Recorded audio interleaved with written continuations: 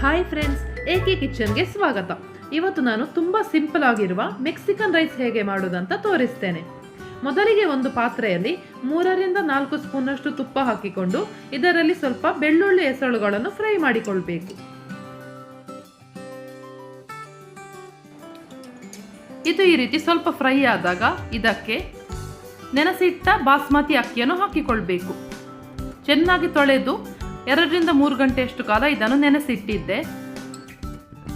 ನೀರನ್ನು ಚೆನ್ನಾಗಿ ಸೋಸಿ ತೆಗೆದುಕೊಂಡು ಅಕ್ಕಿಯನ್ನು ಈ ರೀತಿ ಹಾಕಿ ಫ್ರೈ ಮಾಡಿಕೊಳ್ಬೇಕು. 3ರಿಂದ 4 ನಿಮಿಷ ಇದನ್ನು ಫ್ರೈ ಮಾಡಿ ಇದಕ್ಕೆ ನೀರು ಹಾಕಿಕೊಳ್ಬೇಕು.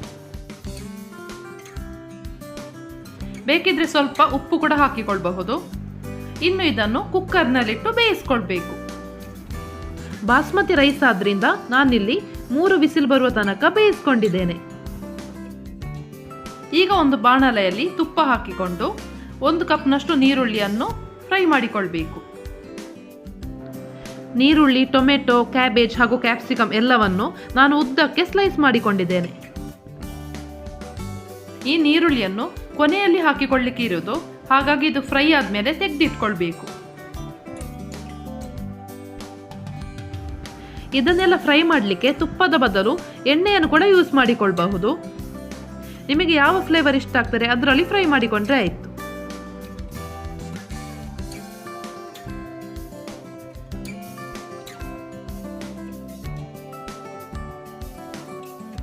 ಈಗ ಇದೇ ತುಪ್ಪದಲ್ಲಿ ಉದ್ದಕ್ಕೆ ಕಟ್ ಮಾಡಿದಂತಹ ಕ್ಯಾಪ್ಸಿಕಮ್ ಹಾಕಿಕೊಂಡು ಫ್ರೈ ಮಾಡಿಕೊಳ್ಬೇಕು.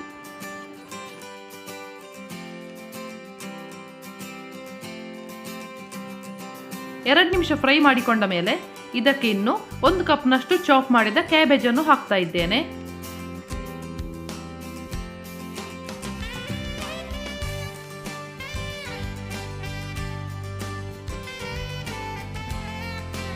ಕ್ಯಾಬೇಜ್ ಫ್ರೈ ಮಾಡಿ ಸ್ವಲ್ಪ ಗೋಲ್ಡನ್ ಬಣ್ಣ ಬಂದಾಗ ಇದಕ್ಕೆ ಕಟ್ ಮಾಡಿಟ್ಟಂತಹ ಟೊಮೆಟೊ ಕೂಡ ಹಾಕಿಕೊಳ್ಬೇಕು.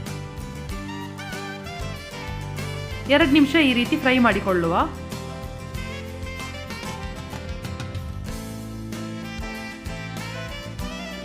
ಈಗ ಇದಕ್ಕೆ 2 ಸ್ಪೂನ್ನಷ್ಟು ಸೋಯಾ ಸಾಸ್ ಹಾಕಿಕೊಳ್ತಾ ಇದ್ದೇನೆ. ಹಾಗೆ 2 ಸ್ಪೂನ್ನಷ್ಟು ಖಾರದ ಹುಡಿಯನ್ನು ಕೂಡ ಹಾಕಿಕೊಳ್ಬೇಕು. ನಿಮ್ಮ ಟೇಸ್ಟಿಗೆ ಬೇಕಾದಷ್ಟು ಖಾರದ ಹುಡಿ ಹಾಗೂ ಸೋಯಾ ಸಾಸ್ ಹಾಕಿಕೊಳ್ಳಬಹುದು.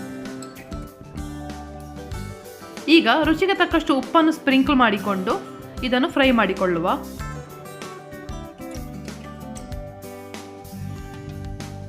ಕೊನೆಯಲ್ಲಿ ಇದಕ್ಕೆ ಬೇಯಿಸಿ ಪೂರ್ತಿಯಾಗಿ ತಣ್ಣಗಾದ ಅನ್ನವನ್ನು ಹಾಕಿಕೊಳ್ಬೇಕು. ಸ್ವಲ್ಪ ಸ್ವಲ್ಪನೇ ಅನ್ನವನ್ನು ಈ ರೀತಿ ಹಾಕಿಕೊಂಡು ಮಿಕ್ಸ್ ಮಾಡಬೇಕು.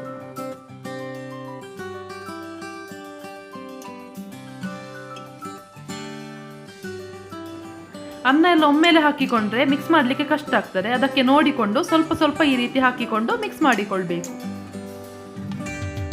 ಅನ್ನ ಮಾತ್ರ ಪೂರ್ತಿಯಾಗಿ ತಣ್ಣಗಾಗಿರ್ಬೇಕು. ಅದಕ್ಕೆ ನಾನು ಇದನ್ನು ಮೊದಲೇ ಬೇಯಿಸ್ಕೊಂಡಿಟ್ಟಿದ್ದೆ.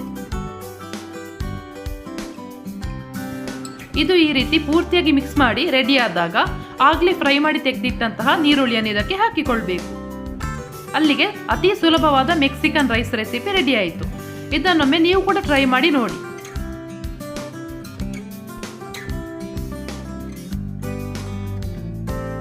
ಈ ವಿಡಿಯೋ ನಿಮಗೆ ಇಷ್ಟ ಆಗಿದ್ದಲ್ಲಿ ಲೈಕ್, ಶೇರ್ ಹಾಗೂ ಸಬ್ಸ್ಕ್ರೈಬ್ ಮಾಡಲು ಮರಿಬೇಡಿ. Thank you.